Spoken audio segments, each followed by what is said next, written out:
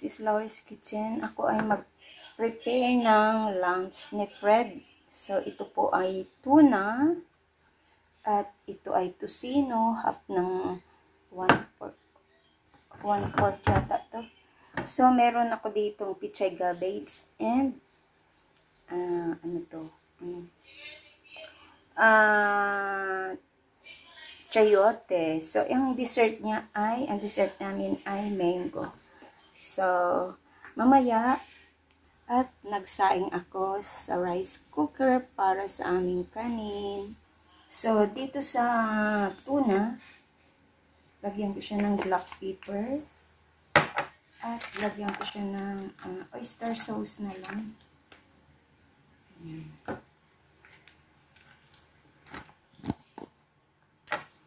So, dito ang kawali at isa dito ulit sa lumang kawali. So, dito tayo ay mag-piprito ng ating tuna.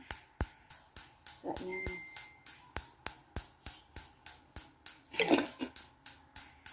At naglagay akong kaunti lang ang mantika kasi lalagyan ko siya ng butter. So,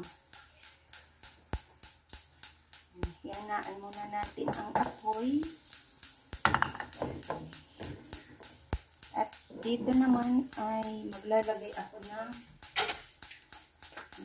kaunting mantika para sa ating pagprito ng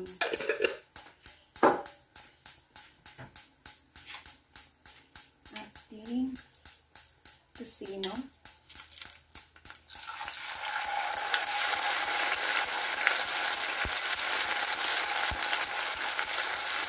Ano lang po, hindi ko siya akilaan.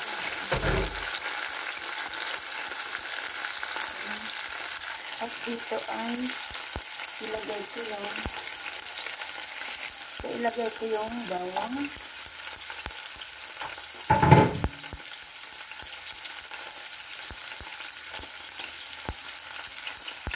At ilagay ko na itong tuna.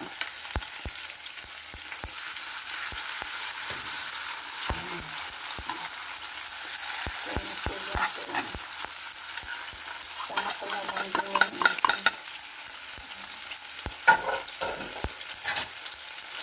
at tatakpan ko po.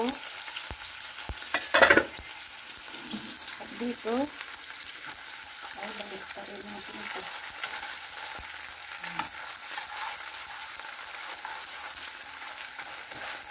Tatalsikan. Ayan.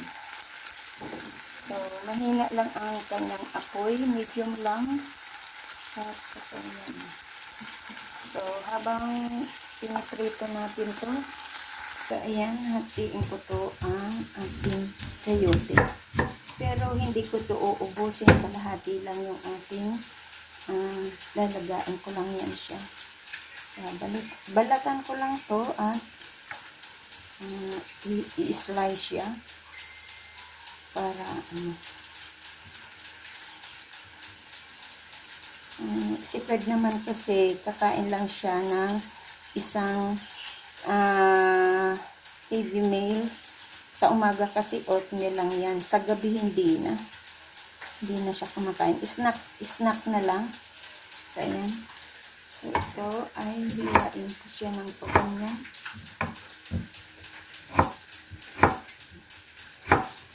Iluto ko lang siya ng hugasan. So, ayan.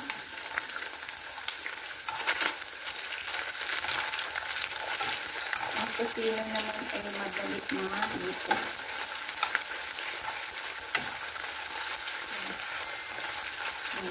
Pang-pangal. Kasi, iba yung pagkain nila sa ating pagkain Pinoy.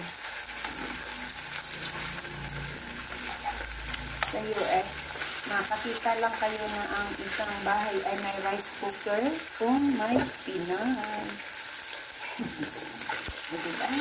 Kanila kasi hindi sila advice ng doktor sa kanila, don't eat too much of rice dahil it causes diabetes.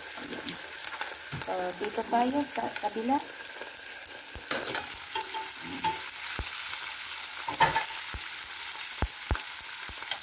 balik pa rin natin.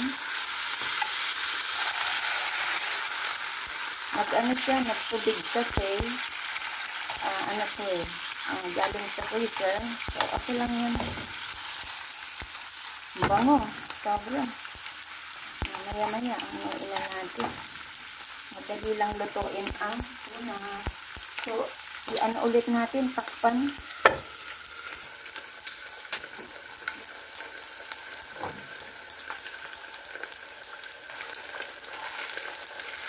Maya-maya, pwede na to. Tapos magluluto na ako ng ating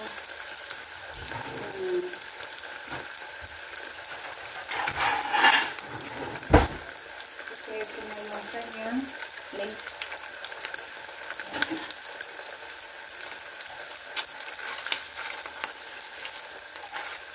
Puro kasi siya ulam.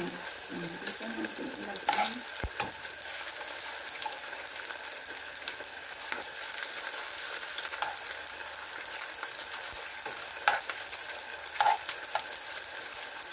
Konti pa. So, ayan. Ito na. Anuin ko na ito. Tap ko na ang apoy.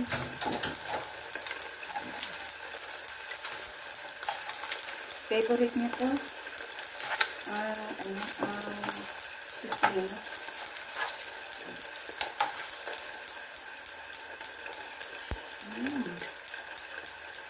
O, diba? Check natin dito.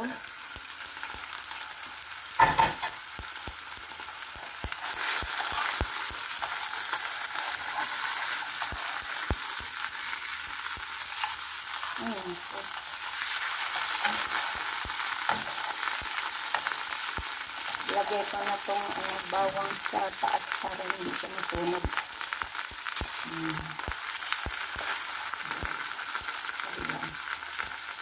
So, takpan ko lang siya ulit. So, dito naman ay ilagay natin itong ating kaunting gulay. Ano siya? Baby pichay and chayote. Luto na. So, hanguin na natin at ilagay sa plato nito. Ayan. Diba, ang dami niyang ulam. Sarap nito. Kasi butter ang pinang ko.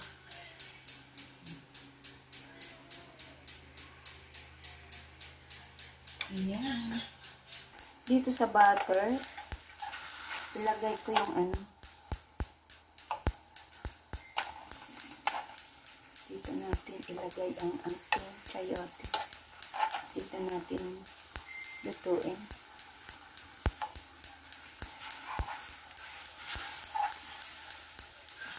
Sayang kasi yung butter. Medyo luto na nga eh. So, yan.